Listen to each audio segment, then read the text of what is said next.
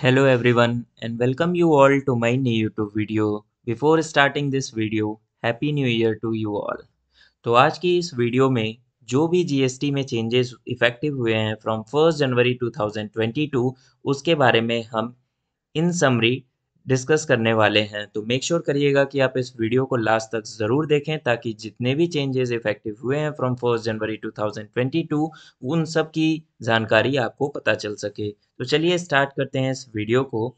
जैसा कि आप हेडिंग देख सकते हैं अपने स्क्रीन पर, GST changes effective from 1 January 2022।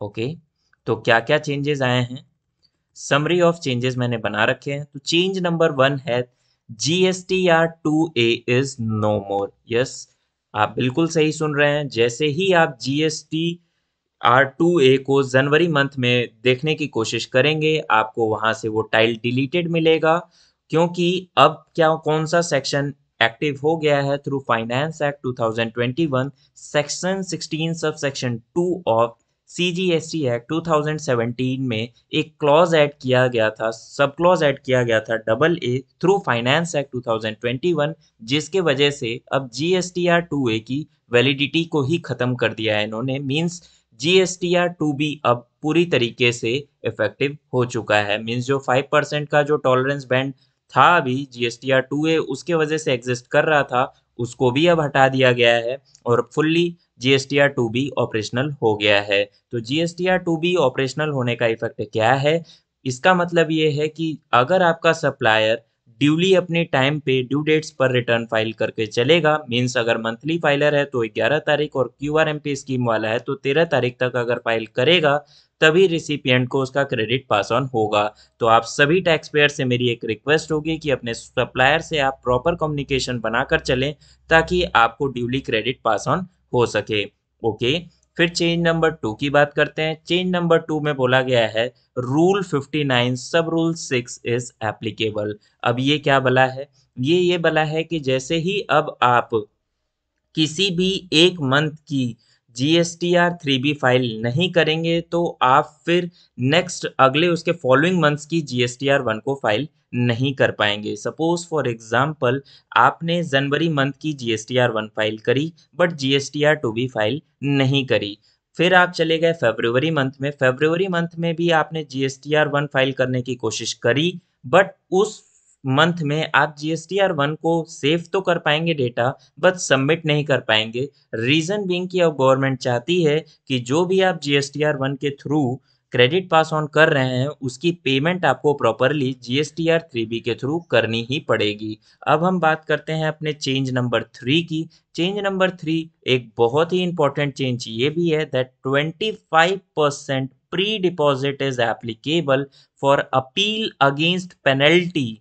Mark my words, penalty. अब पेनल्टी का ऑर्डर पास हो गया फॉर कन्वेयंस का सीजर होता है जो आपका विदाउट ईवे बिल, जब आपकी गाड़ी पकड़ी जाती है विदाउट ईवे बिल तो उस केस में जो पेनल्टी का ऑर्डर पास होता है उसके उस ऑर्डर के अगेंस्ट में अगर आप अपील में जाना चाहते हैं तो आपको 25% ऑफ आउटस्टैंडिंग डिमांड का पे जमा कराना पड़ेगा, तभी आप अपील फाइल कर पाएंगे। पहला एज सच कोई भी प्रोविजन नहीं था। तो ये भी एक बहुत ही इंपॉर्टेंट प्रोविजन इंसर्ट किया गया है फ्रॉम 1 जनवरी 2022। ये जो भी मैं चेंजेस बता रहा हूँ 1 जनवरी 2022 से एप्लीकेबल हो चुके हैं। अब बात करते हैं चेंज नंबर 4 की, that 200% penalty for conveyance seizure under section 129, previously it was 100%। जब से ये कानपुर वाला केस हुआ है ये सारे चेंजेस इम्प्लीमेंटेशन होना शुरू हो गए हैं जीएसटी में।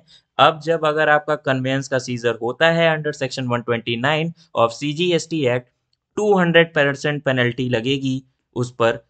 प्रीवियसली ये क्या था, 100% थी। तो मेक श्योर करिएगा कि जब भी आप गुड्स का मूवमेंट करा रहे हों तो एप्लीकेबल लिमिट जो है ईवे बिल के अगेंस्ट में है उसमें आप ईवे बिल जरूर जनरेट करें, नहीं तो आपको काफ़ी एडवर्स कंसिक्वेंसेस फेस करने पड़ सकते हैं। आपकी जानकारी के लिए भी बता दूं कि जो मूवमेंट होती है अगर वो 50,000 से ऊपर का माल है तो आपको ईवे बिल डेफिनेटली जनरेट करना होगा, whether it is intra state और इंटर स्टेट। और कुछ केसेस ऐसे होते हैं जिसमें हमें मैंडेटरी ईवे बिल जनरेट करना ही होता है irrespective of the value of goods being moved.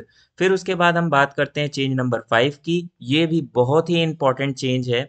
GSTR3B and GSTR one mismatch. इसमें गवर्नमेंट को बहुत ही तगड़ी पावर मिल गई है that they will recover the amount. Suppose for example आपने जनवरी मंथ में GSTR 1 के थ्रू जो अपनी सेल्फ असेस टैक्स लाइबिलिटी जो बताई वो 2,000 रुपए की बताई, बट GSTR 3 में सिर्फ आपने 1,000 रुपए का ही टैक्स पे करा। तो यहाँ पर जो 1,000 रुपए का जो मिसमैच हुआ उसको उस सेल्फ असेस टैक्स लाइबिलिटी माना जाएगा और 75 सबसेक्शन 12 के हिसाब से उसकी रिकवरी भी शुरू हो जाएगी, but without show cause notice. Mark my words, no show cause notice will be serve to the SSC। Without show cause notice recovery हो जाएगी। तो इस चेंज को भी आपको ध्यान में रख के चलना है। फिर हम बात करते हैं चेंज नंबर 6 की, जो अभी रिसेंटली हमारी GST काउंसिल की मीटिंग कंक्लूड हुई है। उसमें टेक्सटाइल सेक्टर का रेट चेंज करने का प्रपोजल जो था 12% का, उसको रिवर्स बैक कर लिया उस डिसीजन को और उसको अनचेंज्ड ही रखा है, वो 5% ही रहेगा। बट जो फुटवियर के लिए प्रपोजल था कि हम 5% से बढ़ाकर 12% कर देंगे, तो वो अब रेट को अप्रूवल मिल गई है। अब जो फुटवियर पर रेट हो गया है वो अब 12% हो गया है। तो इसका आप एडवर्स कंसिक्वेंसेस समझ ही सकते हैं, आपके पॉकेट मनी पर कैसे इसका प्रेशर आने वाला है या लोड आने वाला है। फिर हम बात करते हैं चेंज नंबर 7 की। Government entity and government authorities excluding local authorities में जो आप काम करते हैं as a composite supply, as a work contractor, उसमें पहले रेट हुआ करता था 12%, उसको बढ़ाकर अब कर दिया गया है 18%, और ये भी इफेक्टिव है फ्रॉम 1 जनवरी 2022।